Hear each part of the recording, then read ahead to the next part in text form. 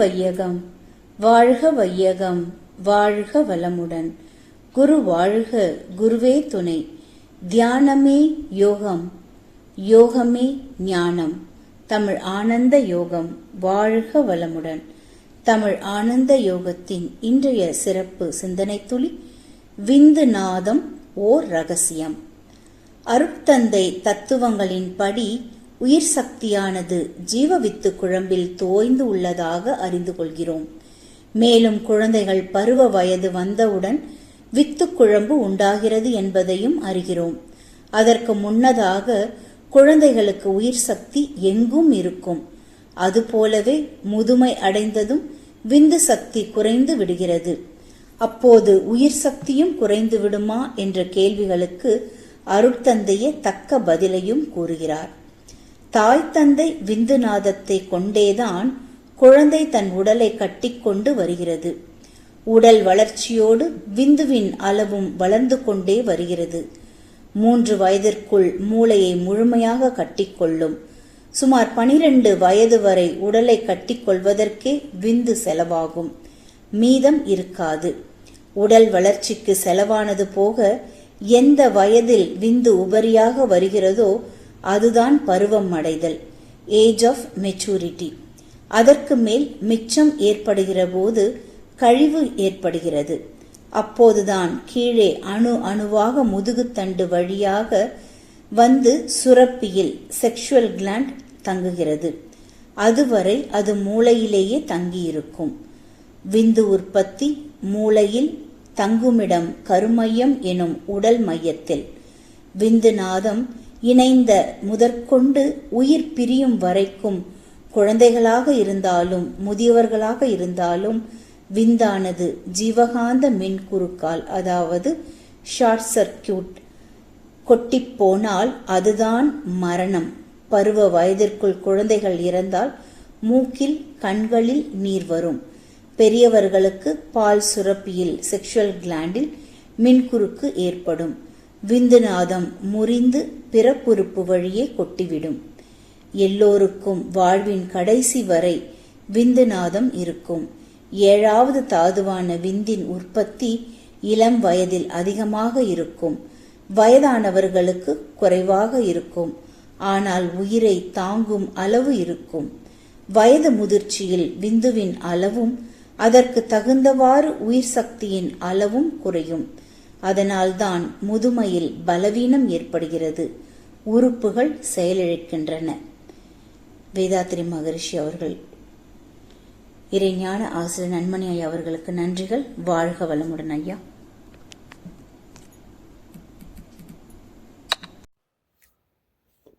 வாழ்க வையகம், வாழ்க வையகம், வாழ்க வளமுடன். குரு வாழ்க, குருவே துணை. குருவின் மலரடி போற்றி. இன்றைய சிந்தனை துளிகள் வாசித்த ரிஷிபாபா அம்மா அவர்களுக்கு நன்றி.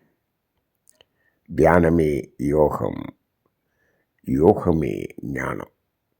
தமிழ் ஆனந்த யோகம். வாழ்க வளமுடன். இன்றைய சிந்தனை தலைப்பு விந்துநாதம் பற்றிய ரகசியங்கள். விந்துநாதம் என்பதை பற்றி வேதாத்திரியம் எவ்வாறு புரிந்து இந்த சிந்தனைகளை கொடுத்திருக்கிறது.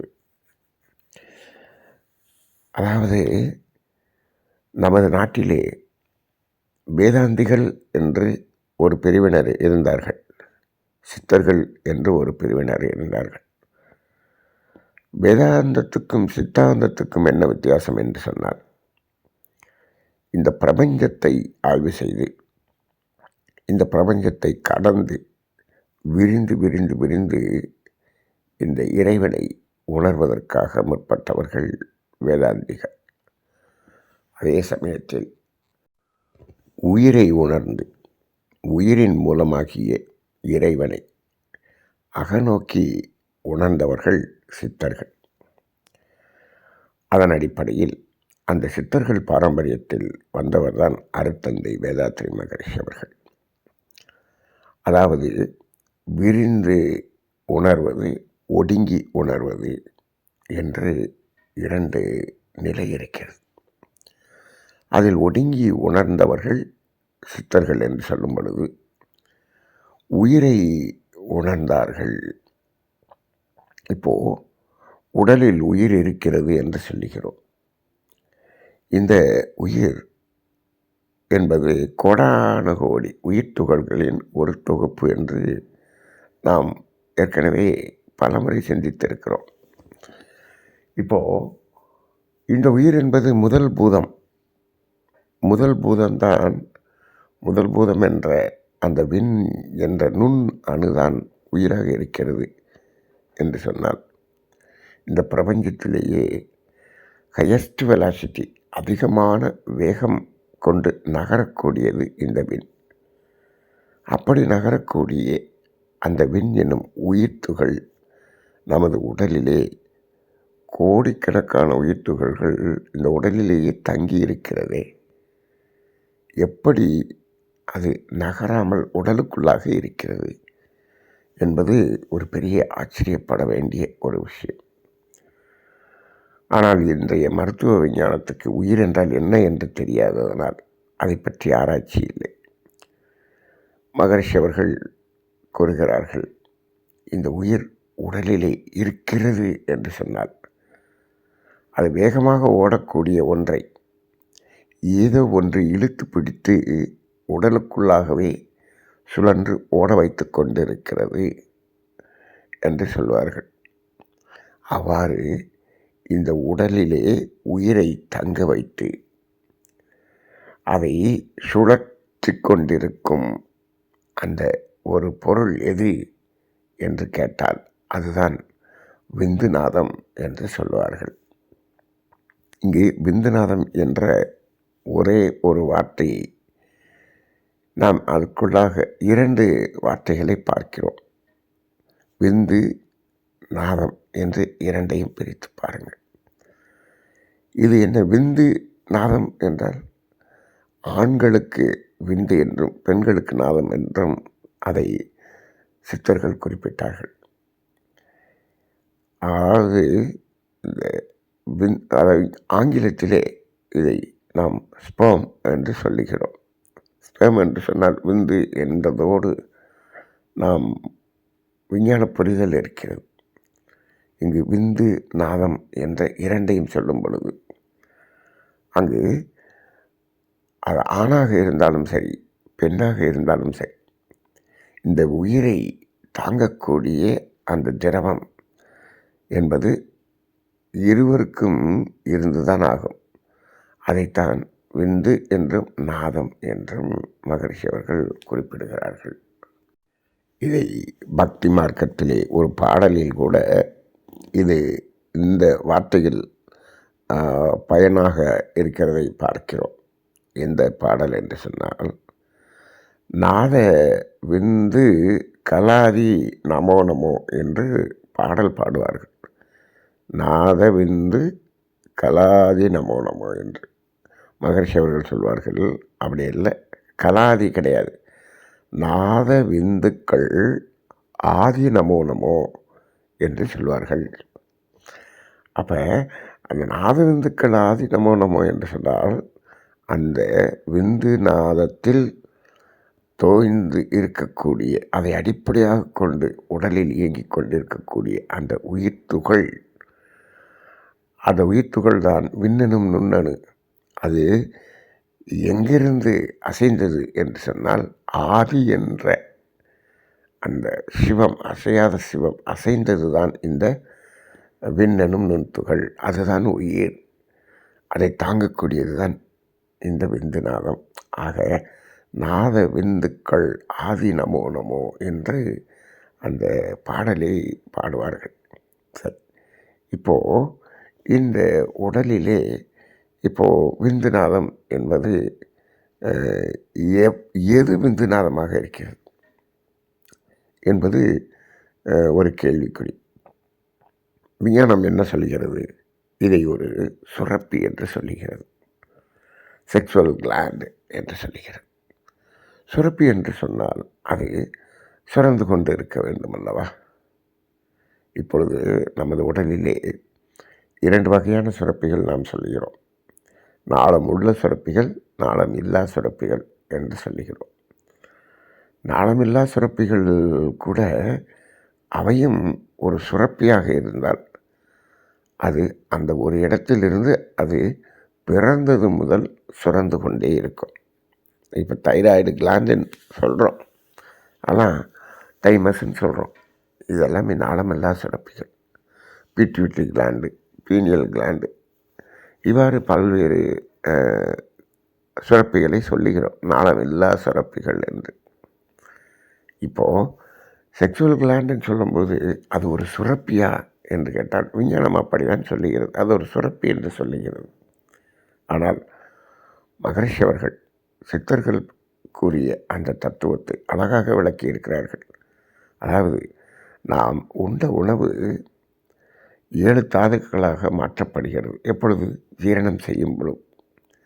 உணவு ஜீரணம் தொடங்கும்போது ரசமாகி, அது அதிலிருந்து பிரிக்கப்பட்ட இரத்தமாகி, அதிலிருந்து பிரிக்கப்பட்ட சதையாகி, சதையிலிருந்து கொழுப்பாகி, கொழுப்பிலிருந்து எலும்பாகி, எலும்பு மஜ்ஜையாகி, அந்த மஜ்ஜையிலிருந்து சுரக்கக்கூடிய திரவம்தான் விந்துநாதம் என்று சொல்லுகிறார்கள். அப்போ அந்த உணவு தான் விந்துநாதமாக மாறுகிறது என்று சித்தர்கள் கூறுகிறார்கள். சரி, அவ்வாறு மாறுகிறது என்று சொன்னால் அது எங்கு உற்பத்தி ஆகிறது? உடலிலே மஜ்ஜை என்பது எங்கே இருக்கிறது? எல்லா எலும்புகளுக்குள்ளாகவும் இருக்கக்கூடியது மஜ்ஜை. அப்போ அந்த விந்துநாதம் எங்கே உற்பத்தி ஆகிறது என்றால் உடல் முழுவதும் உற்பத்தி ஆகிறது. இது ஒரு தனியான சுரப்பி இல்லை. இந்த இடத்தில் மருத்துவ விஞ்ஞானத்துக்கும் சித்தர்களுடைய இந்த தத்துவத்துக்கும் வேதாத்திரிய தத்துவத்துக்கும் சற்று வேறுபாடு இருக்கிறது. இது ஒரு தனியான சுரப்பி அல்ல. உடல் முழுவதும் விந்துநாதம் என்பது உற்பத்தியாகி கொண்டே இருக்கிறது. எது? உணவு தான் விந்துநாதமாக மாறுகிறது. சரி, அது மகரிஷி அவர்கள் என்ன சொல்லி 3 வயது வரை அது மூளையினுடைய அந்த கட்டமைப்புக்காக பயன்படுகிறது. மூளையினுடைய முழுமையான கட்டமைப்பு வருவது வரை அங்கு என்னாகிறது? அது அங்கு அது பயனாகிறது என்று சொல்லுகிறோம். இப்போது எலும்புக்கு உள்ள முழுவதும் மஜ்ஜை இருக்கிறது. இருந்தாலும் இந்த உடலிலேயே பெரிய மஜ்ஜை, அளவில் பெரிய மஜ்ஜை என்று சொன்னால் அது மூளை. அந்த கபாலம் என்ற உருண்டையான அந்த எலும்புக்குள்ளாக இருக்கக்கூடிய அந்த மூளை என்பது அதுவும் ஒரு மஜ்ஜை தான். ஆனால் உடல் உருவாகும்போது அந்த மஜ்ஜையிலிருந்து வரக்கூடிய அந்த விந்துநாதம் முழுமையாக மூளையை கட்டி முடிப்பதற்கு 3 வயது என்று சொல்கிறார்கள். அதனால தான் அந்த மூளை முழுமையாக கட்டப்படும் வரை அங்கு என்ன இல்லை, 3 வயது குழந்தை வரை பிராரப்த கர்மம் கிடையாது என்று சொல்வார்கள் மகரிஷி. சரி, அதன் பிறகு ஒரு 12 வயது ஆகிறது என்று வைத்துக்கொள்ளுங்கள். அதுவரை இந்த உடல் வளர்ச்சி அப்போதுதான் அபரிமிதமான வளர்ச்சி இருக்கும். அந்த 12 வயதுக்கு மேல் அந்த வளர்ச்சியினுடைய வேகம் குறையும். அப்படி குறையும் போது அந்த உடலை கட்டுவதற்காக பயன்பட்ட அந்த விந்துநாதம் என்ற சக்தி என்னாகிறது? எக்ஸஸ் ஆகி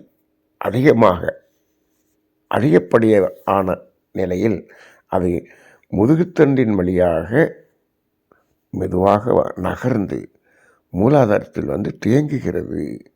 அப்போது இந்த விந்துநாதம் என்பது ஒரு சுரப்பியிலிருந்து சுரக்கக்கூடியதாக இருந்தால் இல்லை. இது செக்ஸுவல் கிளாண்டுங்கிறது அந்த இடத்தில் வந்து தேங்கக்கூடிய இடம்தான் செக்ஸுவல் கிளாண்டு.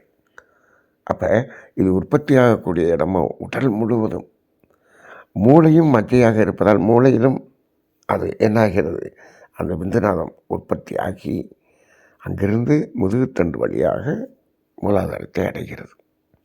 அப்போது இது எல்லாமே மூளையின் வழியாக முதுகுத்தண்டின் வழியாகத்தான் இது பயணிக்கிறது. ஆக இது தேங்கக்கூடிய இடம்தான் விந்துநாதம். அப்போ என்ன ஆகுது? அந்த தேக்கம் வந்த பிறகு அந்த விந்துநாதத்தை மையமாக கொண்டுதான் உயிர் சக்தி உடல் முழுவதும் சுழன்று கொண்டிருக்கிறது. சரி, அங்கு வந்து தேங்குவதற்கு முன் அது உடல் முழுவதும் அந்த உயிர் சக்தி அதை ஈர்த்து வைக்கக்கூடிய அந்த விந்துநாதம் உடல் முழுவதும் செயல்பட்டு கொண்டிருக்கும். ஆனால் அந்த விந்துநாதம் வந்து தேங்கிய பிறகு அதை தான் நாம் என்ன சொல்கிறோம், அந்த பூப்படைதல் வந்து சொல்லுகிறோம். அப்படி வரும்பொழுது அந்த உயிர் சக்தி அந்த மையத்தை கொண்டு, விந்துநாதம் என்பதை மையமாக கொண்டுதான் உடல் முழுவதும் இயங்கிக் கொண்டிருக்கிறது. அப்போ நமது உடலிலே உயிர் சக்தியினுடைய திணிவு என்பது எதை பொறுத்து இருக்கிறது என்று சொன்னால், இந்த விந்துநாதத்தின் அளவையும் தரத்தையும் பொறுத்து இருக்கிறது. அதாவது quantity and quality of the sperm, that much the quantity and quality of the life force என்று மகரிஷி சொல்வார்கள். அப்போ இந்த விந்துநாதம் என்பது ஒரு உயிரை, ஒரு குழந்தை பிறப்பு என்ற அடிப்படையில் ஒரு உயிரை உருவாக்குவதற்கு பயன்படுகிறது என்பது நமக்கு தெரியும். இன்னொன்று, இந்த விந்துநாதம் என்பது இந்த தாம்பத்தியம் என்பதில் நாம் அதற்கு அந்த இணைப்புக்காக பயன்படுகிறது என்பது நமக்கு தெரியும். இந்த இரண்டு தான் இதனுடைய பயன் என்று பொதுவாக நாம் நினைத்து கொண்டிருக்கிறோம். இன்றைய மருத்துவ உலகமும் அதுதான் சொல்லுகிறது. ஆனால் இந்த இரண்டையும் அடுத்து இந்த உடலில் உயிரை தாங்கிக் கொண்டிருப்பதே இந்த விந்துநாதம்தான் என்பதை வேதாத்திரியம் கூறுகிறது. இது மிக மிக முக்கியமான ஒன்றாகும். அந்த காலத்தில் விந்து விட்டவன் நொந்து கெட்டான் என்று பழமொழி இருக்கிறது. விந்தை கட்டியவன் வீட்டை கட்டினான் என்று சொல்வார்கள். இன்னும் கூட ஔவையின் மொழியிலே ஆன முதலில் அதிகம் செலவானால் மானமிழந்து மதிகட்டு போன திசை எல்லோருக்கும் கல்வனாய் இயல்பிறப்பும் தீயனாய் என்று ஒரு பாடல் இருக்கும். ஆன முதல் என்று சொல்வதை விந்துநாதம் என்று மகரிஷி அவர்கள் சொல்வார்கள்.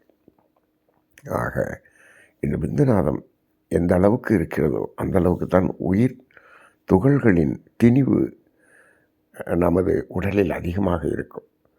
உயிர் துகள்கள் எந்த அளவு இருக்கிறதோ அந்த அளவு தான் ஜீவகாந்த உற்பத்தி இருக்கும். ஜீவகாந்தம் திணிவாக எப்பொழுது எந்த அளவு இருக்கிறதோ அந்த அளவுக்குத்தான் உடல் உறுப்புகளின் இயக்கமும் உடல் கட்டமைப்பும் இருக்கும். சரி, வயதாக ஆக என்னாகிறது, விந்துநாதத்தின் உற்பத்தி குறைகிறது. ஏன்? அதாவது செரிமான சக்தி குறையும், சாப்பாடு எடுக்கக்கூடிய அளவு குறையும். அப்பொழுது விந்துநாதத்தினுடைய உற்பத்தி குறையும். அப்படி குறையும்போது என்னாகும், இந்த உயிர் ஆற்றலினுடைய திணிவு கொஞ்சம் குறையும். அப்போ இதுதான் வயோதிகம் என்று சொல்லுகிறோம். அப்போ உடல் தளர்தல், சோர்வு ஏற்படுதல், இது எல்லாமே வயசாக நடக்கும்.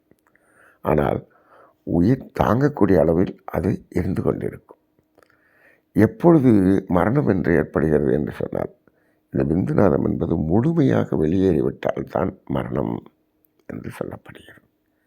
ஆக அந்த காலத்தில் ஒருவர் மரணம் அடைந்து விட்டால் அவர் மரணம் அடைந்து விட்டாரா என்பதை உறுதி செய்த பின்தான் அவர்களது உறவினர்களுக்கெல்லாம் சொல்லி அனுப்புவார்கள்.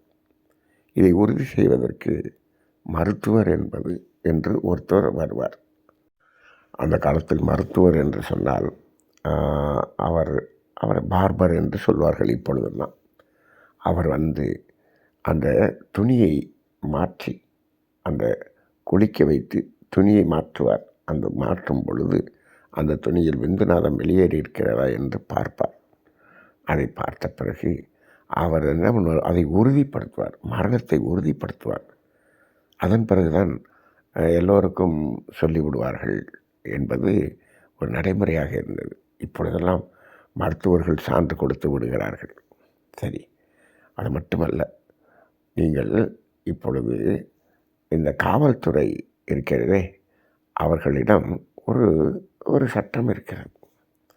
அதாவது ஒருவர் தூக்கிட்டு கொண்டு இறந்து விட்டார் என்றால் அதற்கு விசாரணை செய்ய செல்வார்கள் அல்லவா? அவர்கள் விசாரணை செய்யும்போது அங்கு என்ன அதை கவனிக்க வேண்டும் என்று ஒவ்வொரு பாயிண்ட்டாக பார்ப்பாங்க. அதில் ஒரு பாயிண்ட் என்ன இருக்கிறது என்று சொன்னார், அவர் தொங்கிக் கொண்டிருந்த அந்த இடத்திற்கு கீழாக ஈரமாக இருந்ததா, ஈரம் தென்பட்டதா என்று ஒரு கேள்வி இருக்கிறது. இது எதற்காக இந்த கேள்வி என்று பார்த்தால், அவர் அங்கு தொங்கிக் கொண்டிருக்கவர் அவராக அங்கு இறந்திருந்தார். அந்த இடத்தில் விந்துநாதம் வெளியேறி அதை கீழே வடிந்து ஈரமாக இருக்க வேண்டும். அப்படி ஈரமாக இல்லை என்று சொன்னால் அவர்கள் அதை சந்தேகிப்பார்கள்.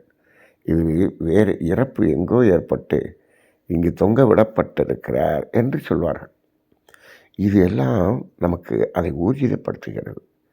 இந்த விந்துநாதம் என்பது தான் உயிரை தாங்குகிறது என்பதும், விந்துநாதம் முழுமையாக வெளியேறும்போது தான் உயிர் முழுமையாக வெளியேறும் என்பதும் இதில் நமக்கு உறுதியாகிறது. அந்த காலத்தில் சித்தர்கள் இந்த விந்துநாதத்தை சாலிடாக கெட்டிப்பொருளாக மாற்றிவிட்டார்கள். அதன் பிறகு உயிர் உடலிலிருந்து பிரியாது, உடலிலேயே உயிர் இருந்து கொண்டிருக்கும். அப்படி இருப்பவர்கள்தான் ஜீவசமாதி என்று சொல்லப்பட்டார்கள். ஆக இந்த விந்துநாதம் என்பதில் அவ்வளவு ரகசியங்கள் அடங்கி இருக்கிறது. இன்றும் ஜீவசமாதியில் இருப்பவர்கள் உடலோடு உயிரோடு இருக்கிறார்கள். மன இயக்கத்தை மட்டும் நிறுத்தி விடுவார்கள். அப்படிப்பட்ட உடல்களை எல்லாம் நாம் தோண்டி பார்ப்பதில்லை. ஆனால் இங்கு இந்தியாவிலே திருச்சி மாநகரிலே ராமானுஜர் என்பவருடைய உடல் வெளியிலேயே வைக்கப்பட்டிருக்கிறது.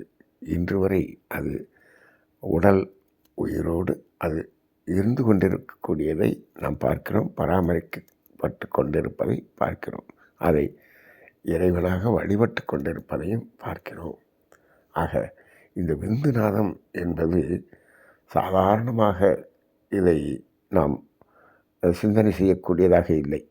இது உயிரை தாங்கக்கூடிய ஒரு அரிய ஒரு பொருளாக மனித வாழ்க்கைக்கு இது ஒரு மிக மிக மிக அத்தியாவசியமான ஒரு பொருளாக நாம் பார்க்க வேண்டியிருக்கிறது.